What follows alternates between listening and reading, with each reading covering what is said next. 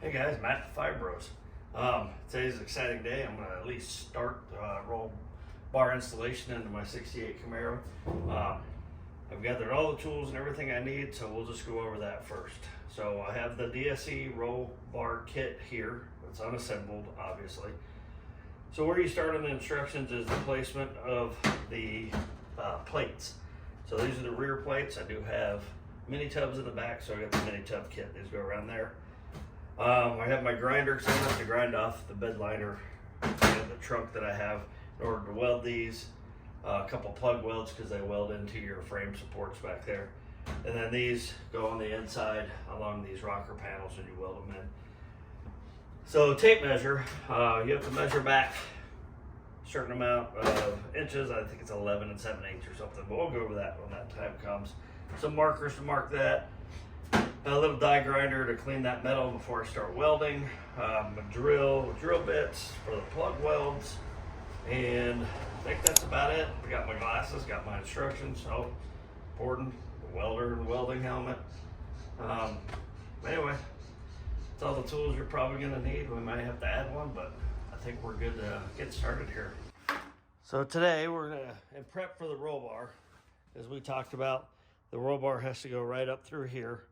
So I'm gonna go ahead and sand this off here because this will be painted the same color as the car. As you can see, it's green. This car was British green many years ago. Then it was Hugger orange. Then it was 2 shades of primer, and then it was rust when I got it. So anyway, that roll bar will move all the way through here. So we'll get this all wire brushed down, pour 15, and then up here also. Then we can start mounting our brackets and stuff down here for that roll bar. So hopefully we can get to the roll bar today. If not, at least bare minimum get all that painted and sanded off. So if we go step by step with the instructions, it says to remove your interior, your headliner, all that stuff. So obviously mine's been removed a long time ago.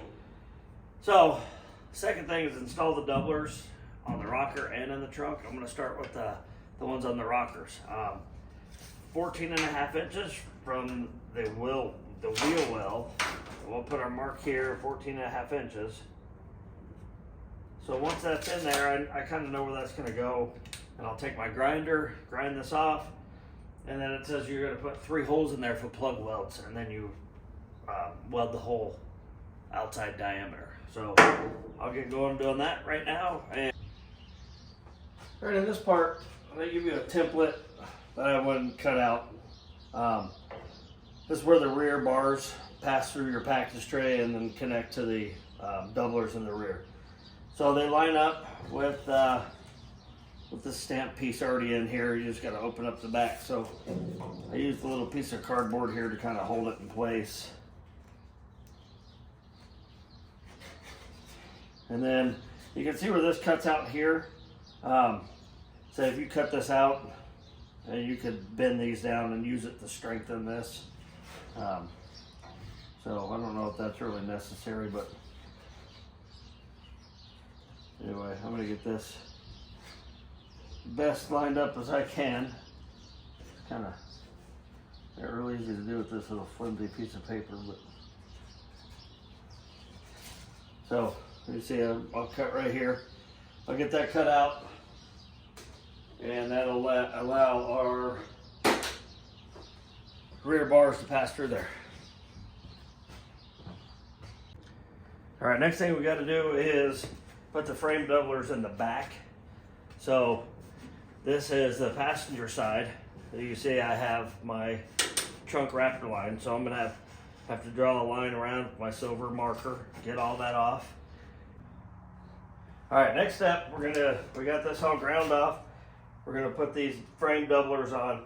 So the next step in this, once you get that all ground off, is to find out where these, I guess, are frame supports in the Camaros. Look for the spot welds, and I see they're here and they're here. So once you get these on here, we're gonna leave that 1/4 inch, and then we're gonna put 4 spot weld places that we're gonna drill. And I think I thought I was going to do up here, but I think I'm just going to do these because depending on where, I think that bar is going to hit right here. So you got to weld the whole perimeter anyway. So I'll do these 4. I'll drill those out right now, and then we'll get this welded in. The next step in this is to mark where our front hoop's gonna go. For a DSE, it's 16 5/8 from the front of the wheel well. We're gonna mark 16 5/8. We're gonna do both sides. So I got the bottoms put in their spot, and then I took this and loosely put this in here, and then I had this so I can change the angle. I don't know if it'll work, but we'll give it a shot. That's 5 degrees. I don't know if you can see it on here, 85.0, which is 90 straight up. So I have all my straps tightened now. The bottoms are put where my measurements are, where they had you put the measurements.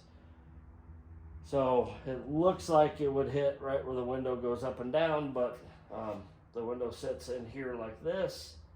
So I think it's really close, but I'm gonna go ahead and tack weld it and then start working on those down braces.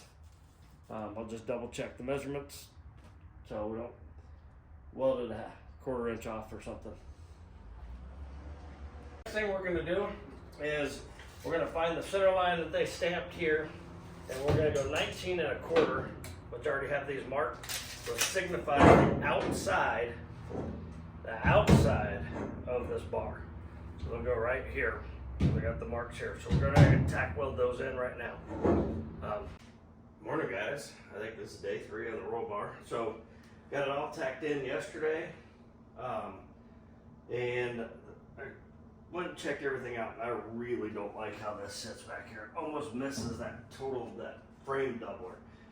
And I followed their instructions to a T. So what I think I'm going to do is I'm going to cut some of these tack welds, and I'm going to move the roll bar back. I got about 1 inch or so to move back on the front doubler, and that would give me a little more bite on that frame doubler back here. Instruction we have on this roll bar is DSE says in the instructions that you should cut your tack welds off the bottoms and your downpipes, and says it works best without a back window. Slide this out to be able to get these downpipes completely welded. That sounds pretty rough to me. I'm glad I'm missing the roof for this part, so I'm not going to be able, I don't have to do that. So I'm going to go ahead and just weld these downpipes in where they sit, and I'm going to try to get this thing completely welded in today so we can move on to putting the roof back on. All right, let's get going. Wrapping up this video, this is long enough that you don't have to use these cleavage to weld in here. It's NHRA approved if you do it that way.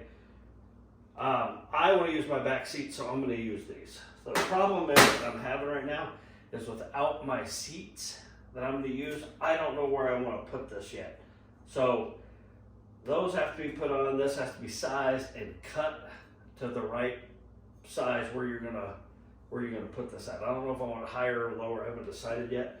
So what I'm going to do is I'm going to leave it for now. I'm going to put it over in the corner, and I'm going to move on and start getting my roof on. I can still weld on this end with the roof on it. So I wanted the main hoop in there before I put the roof on. So anyway, to wrap up, this can be used, not used. I'm not drag racing my car on the NHRA, so I don't care. I was mainly using this hoop to stiffen my ride and help me maybe even run some shoulder belts in this. So we'll get back to this later if we're going to run it when I get my seats. All right, let's move on to the roof.